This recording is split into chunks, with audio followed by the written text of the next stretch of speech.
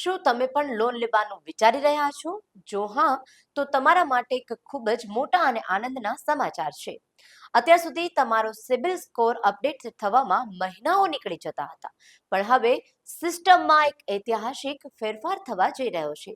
ચાલો જાણીએ શું છે આ નવી અપડેટ. આગામી 1 એપ્રિલ 2026થી ભારતીય બેન્કિંગ ક્ષેત્રમાં મોટા બદલાવ આવી રહ્યા છે. અત્યાર સુધી શું થતું હતું?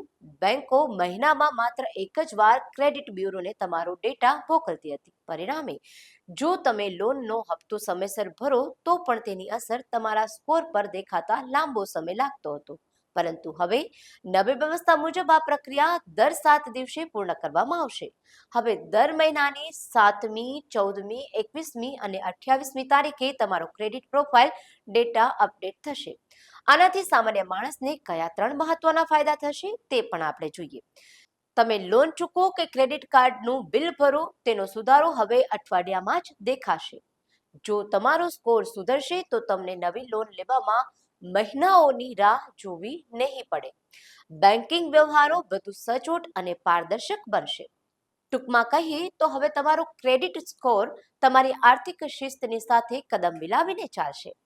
આ ફેરફારથી લોન લેવાની પ્રક્રિયા વધુ સરળ અને ઝડપી બની જશે.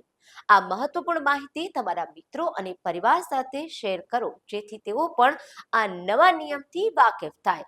બેન્કિંગ અને ફાઇનાન્સના આવા જ અપડેટ માટે અમને ફોલો કરવાનું ચૂકશો નહીં.